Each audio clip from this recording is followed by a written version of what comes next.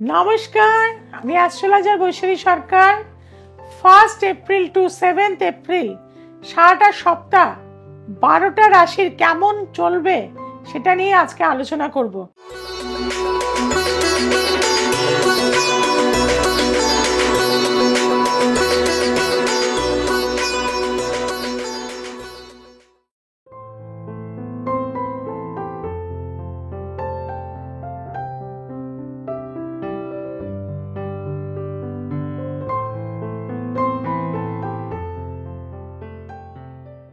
প্রথমেই প্ল্যানেটারি যে পজিশন রয়েছে সেটা বলে দেব।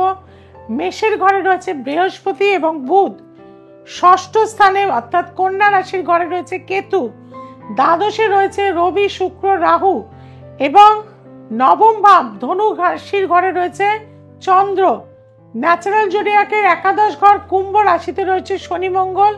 দ্বাদশ ঘর মীন রাশির উত্তরে রয়েছে রাহু, শুক্র এবং রবি।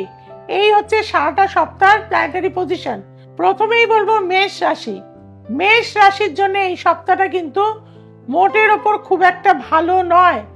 রবি, রাহু, শুক্র যেহেতু আপনার দ্বাদশে রয়েছে, কিছু ব্লেম, কিছু অপযশ, কিছু বদনাম হওয়ার যোগ কিন্তু এই সপ্তাহে আপনার মধ্যে রয়েছে।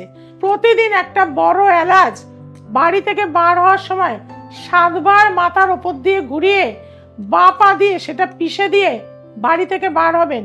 কোনো বদনাম, কোনো স্ক্যান্ডেল, কোনো সমস্যা থেকে অবশ্যই মুক্তি লাভ করবেন। আসছি বৃষ রাশি। বৃষ রাশির শুক্র কিন্তু রবি যুক্ত অবস্থায় রয়েছে এবং আপনার একাদশ ভাবে রয়েছেন। স্কিনের কোনো প্রবলেমে আপনি এই সপ্তাহে ভুগতে পারেন। কোনো রকম গাইনি সেক্টরের প্রবলেম আপনার এই সপ্তাহে ভোগাবে। স্টুডেন্টদের ক্ষেত্রে বলবো পড়াশোনা মনোসংযোগ দিতে হবে। কোনো ভুল ভ্রান্তি হওয়ার জন্য কিন্তু থানা, পুলিশ, কোর্ট কাছারিও হতে পারে। আপনাদের বলবো বাবলা গাছের একটি শিকড় নিয়ে এসে যদি বাঁ হাতে সারাটা সপ্তাহ পড়ে থাকতে পারেন তাহলে এই ধরনের ভুল জায়গায় যাওয়া বা ভুল পথে চলে যাওয়া থেকে কিন্তু রোধ পাবেন। আসছি মিথুন রাশি। মিথুন রাশির কিন্তু বুধ কিন্তু চলে গেছে একাদশে। বুধ বৃহস্পতির সংযোগ সৃষ্টি করেছে। এতদিন পর্যন্ত যে কাজ হচ্ছিল না, বাধাপ্রাপ্ত হচ্ছিলেন, এই সপ্তাহে সেই কাজ কিন্তু হওয়ার যোগ আপনার রয়েছে। আপনাদের বলবো ছোট এলাচ প্রতিদিন একটুখানি করে খাবারের মধ্যে দিয়ে আপনারা সেবন করুন, দেখবেন আপনাদের না হওয়া কাজগুলো এই সপ্তাহে কিন্তু হয়ে যাবে। আসছি কর্কট রাশি। কর্কট রাশির চন্দ্রমা রয়েছে ষষ্ঠ ভাবে। মনের জায়গা থেকে ভীষণ ডিস্টার্ব, মানুষ আপনাকে আঘাত করবে প্রচন্ড, অন্যের থেকে আঘাত পাবেন প্রচন্ড এই সপ্তাহে। সেদিক থেকে মনকে শক্ত করুন। আপনাদের ক্ষেত্রে বলে থাকবো কাঁচা দুধ দিয়ে ভগবান শিবকে অভিষেক করান এবং প্রতিদিন সাদা বস্ত্র পরে থাকুন। মেডিটেশন করুন অন্তত 10 থেকে 15 মিনিট। কিছুটা হলেও মানসিক জোর পাবেন, সারাটা সপ্তাহ লড়াই করতে পারবেন। আসছি সিংহ রাশি। সিংহ রাশির রবি চলে গেছে রাহু যুক্ত হয়ে অষ্টমে, শুক্র যুক্ত অবস্থায়। আপনাদের চোখের সমস্যা, পায়ের সমস্যা, নার্ভের সমস্যা, হার্টের সমস্যা এগুলো প্রবলভাবে ভোগাবে।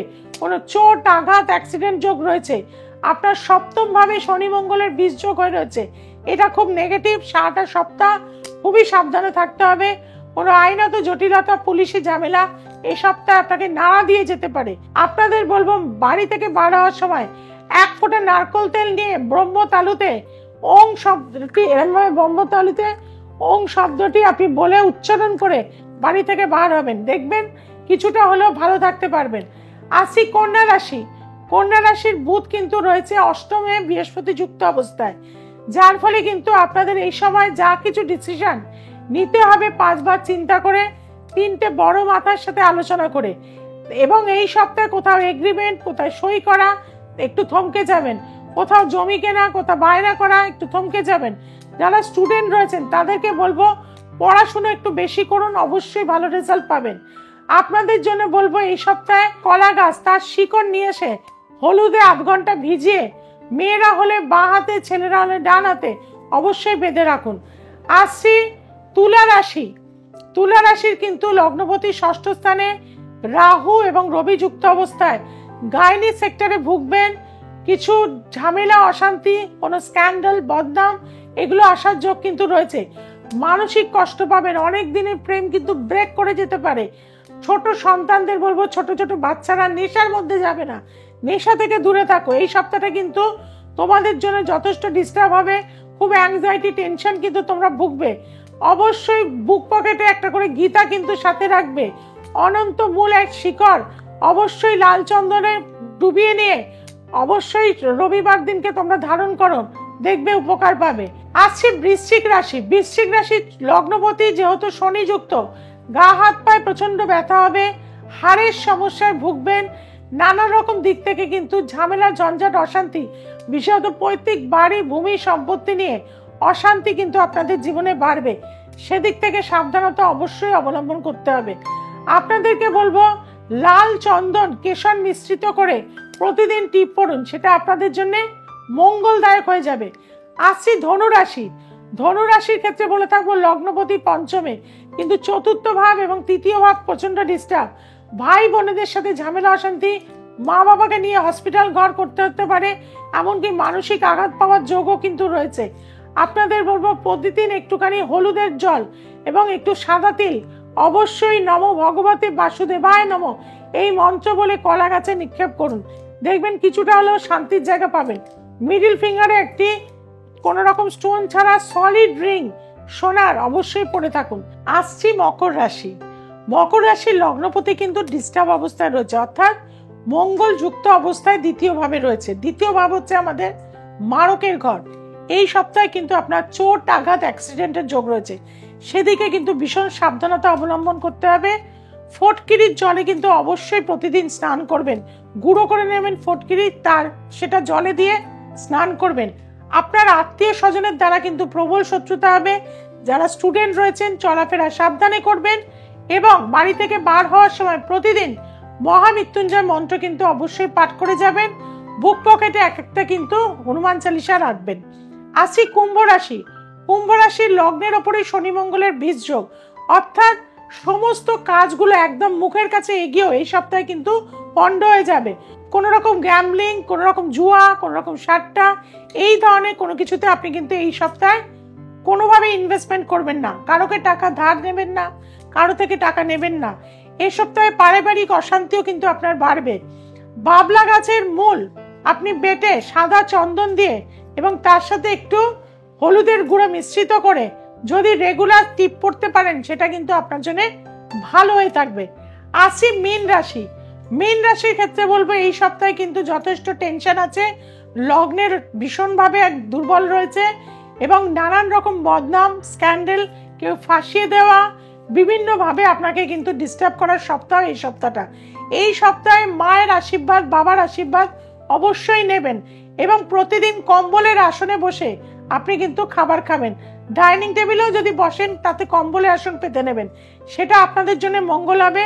সারা সপ্তাহ মা তারার মন্ত্র করবেন, তারা ওই বিদ্মহে মহাগ্রহে ধীমহি তন্ন তারে প্রচোদয়াৎ, এই মন্ত্র অবশ্যই করবেন এবং কাঁচা হলুদ অবশ্যই কিন্তু হাফ ইঞ্চি করে প্রতিদিন খাবেন। সারাটা সপ্তাহ এইভাবে কাটান, অবশ্যই ভালো থাকবেন।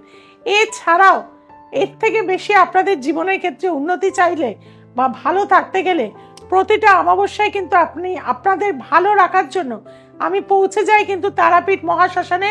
সেখানে কিন্তু আমি সমাধিতে পূর্ণ কাজ করে থাকি, পূর্ণ আহুতি দিয়ে থাকি।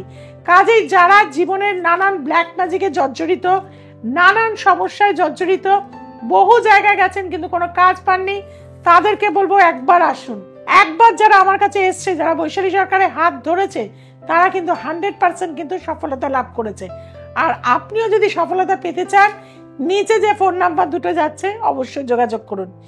অনলাইন কনসালটেন্সি কিন্তু চলছে, দূরের বন্ধুদের জন্য অনলাইনে আমি দেখে থাকি ভিডিও কলের মাধ্যম দিয়ে। দ্য এসেন্স অফ অ্যাস্ট্রোলজিকে আপনারা দেখতে ভোলেন না, কিন্তু ভুলে যাচ্ছেন সাবস্ক্রাইব করতে।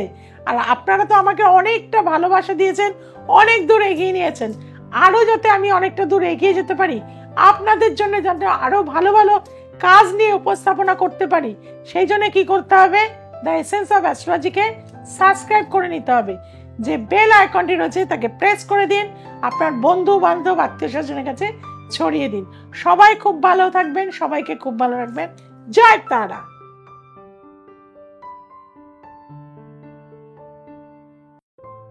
আমি রীতমা সান্যাল, আমি দিদির কাছে আমি এসে 8 থেকে আসছি। আমি এবারে এইচএস দিয়েছি, আমি অল সাবজেক্টে লেটার পেয়েছি দিদির কাছে এসে। আমার আগে পড়াশোনা একটুও মন বসতো না, দিদির কাছে এসে আমি খুব উপকৃত হয়েছি। আমার মতো যারা আপনারা স্টুডেন্ট আছেন তারা দিদির কাছে আসবেন, দিদির গাইডলাইনে এলে খুবই উপকৃত হবে। আমার নাম রবীন্দ্রনাথ দেব, পূর্ব মেদিনীপুরে বাড়ি আমার। আমি আমার ছেলের সমস্যা নিয়ে এসেছিলাম দিদির কাছে, মিশোদায় এসেছিলাম। মিশোদা দিদির কাছে ইমিডিয়েটলি আমার ছেলের উপকারিত পেয়েছি। আমার ছেলে এখন ভালো আছে, খুবই ভালো আছে। মানে বলা যাবে না দিদি ভগবান না, দিদি আমার দেবীর তুলনা মানুষ। আমি যে কষ্ট পেয়েছিলাম ছেলেকে নিয়ে, সে আজকে আমি অনেক অনেক ভালো আছি। আমার ছেলেও ভালো আছে, আমিও শান্তিতে তৈরি করছি ছেলেকে নিয়ে। যাই হোক, কারো কোনো সমস্যা হলে দিদির কাছে যোগাযোগ করুন, দেখুন উপকারিত পাবেন।